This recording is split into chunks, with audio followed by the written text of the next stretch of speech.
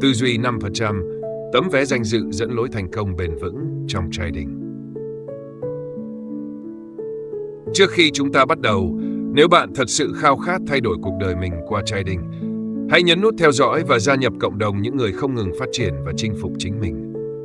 Thị trường tài chính là một vũ trụ mênh mông, nơi hàng triệu trader cùng lao vào với những giấc mơ tự do tài chính, cuộc sống thịnh vượng và sự tự khẳng định bản thân. Thế nhưng, theo thống kê tàn nhẫn, chỉ khoảng 5% số người thực sự đạt được thành công bền vững. 95% còn lại bị thị trường cuốn phăng như cơn thủy triều lạnh lùng, bỏ lại sau lưng là những ước mơ tan vỡ, những tài khoản cháy rực và những bài học đắt giá. Câu hỏi luôn khiến tôi trăn trở. Điều gì làm nên sự khác biệt của 5% ấy? Phải chăng họ có chiến thuật bí mật? Hay đơn giản chỉ là họ may mắn hơn? Không, thứ làm nên sự khác biệt, thứ tạo ra tấm vé danh dự để gia nhập 5% thành công, chính là một hệ tư duy khác biệt. Một tư duy mà người bình thường hiếm khi dám chạm tới, và càng hiếm ai đủ kiên nhẫn để rèn luyện. Bài viết này là hành trình đi sâu vào bản chất tư duy 500 để bạn không chỉ hiểu mà còn cảm nhận bằng trái tim mình. Nếu bạn muốn đi xa trong trading, bạn phải thay đổi tận gốc cách mình tư duy. Tư duy 5% không phải là chiến lược, mà là hệ thống niềm tin. Phần lớn trader khi bắt đầu đều tìm kiếm thánh chiến lược, một công thức hoàn hảo giúp họ chiến thắng. Nhưng sự thật phũ phàng là chiến lược chỉ chiếm 10% thành công, còn 90% nằm ở tâm lý và tư duy. Trader 5% hiểu rằng không có chiến lược nào chiến thắng mãi mãi, không có công thức kỳ diệu nào tránh khỏi thua lỗ. Thành công bền vững chỉ đến khi tâm trí họ đủ mạnh để kiên trì, linh hoạt và kỷ luật trước sự hỗn loạn vô thường của thị trường.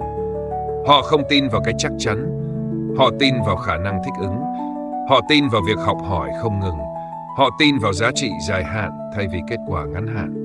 Hệ thống niềm tin này như một chiếc la bàn nội tâm dẫn dắt họ vượt qua những cơn bão tâm lý mà phần đông trader khác không thể chịu đựng nổi. Thắng là một quá trình, không phải một sự kiện. Trader 95% thường xem mỗi lần thắng hay thua như định mệnh, thắng thì hưng phấn, thua thì tuyệt vọng.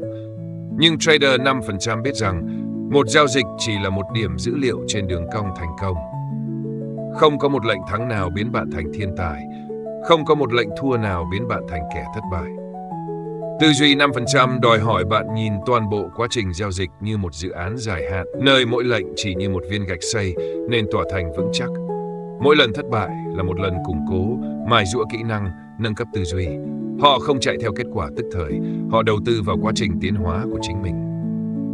Kỷ luật, người gác cổng thành công.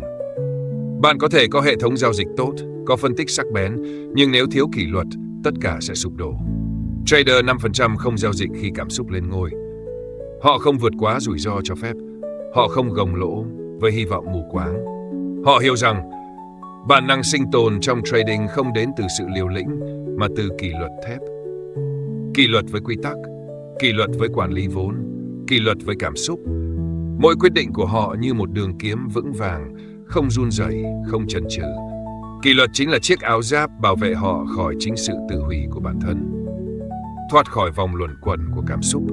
Trader 95% thường rơi vào cái bẫy, sợ hãi khi thị trường đi ngược, tham lam khi thị trường thuận lợi, hối tiếc khi bỏ lỡ cơ hội, giận dữ khi thua lỗ. Trader 5% ngược lại học cách quan sát cảm xúc nhưng không bị chúng chi phối.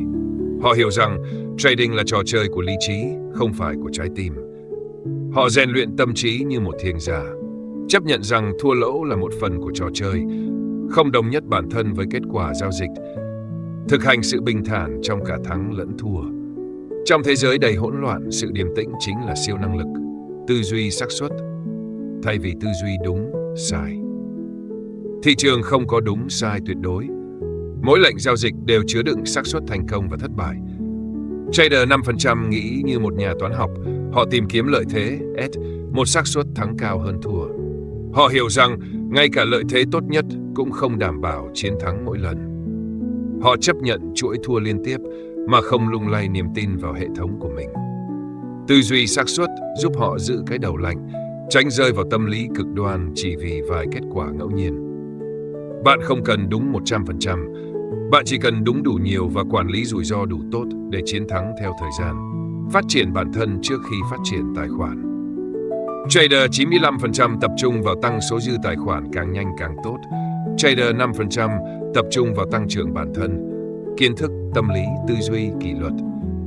Họ hiểu rằng tài khoản chỉ là cái bóng phản chiếu sự trưởng thành bên trong bạn.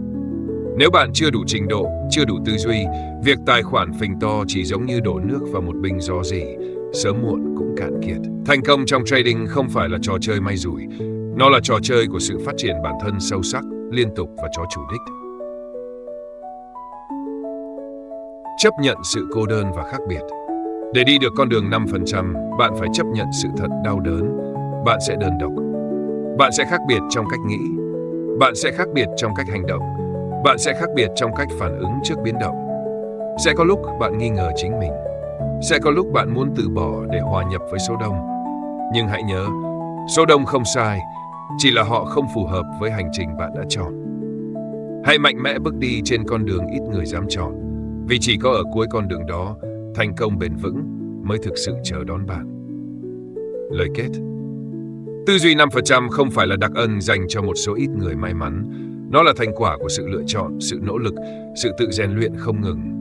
Mỗi ngày bạn đối diện với thị trường, bạn đều đứng trước hai lựa chọn. Hòa tan vào đám đông 95%, tìm kiếm sự thoải mái nhưng rồi thất bại. Hoặc chọn con đường 5%, khó khăn, cô đơn nhưng vinh quang. Tấm vé danh dự đó đang nằm ngay trước mắt bạn. Không ai trao cho bạn. Bạn phải tự mình xứng đáng với nó. Hãy luyện tập như một chiến binh, tư duy như một nhà hiền triết và bước đi như một nhà vô địch thầm lặng. Bạn đã sẵn sàng để trở thành trader 5% chưa?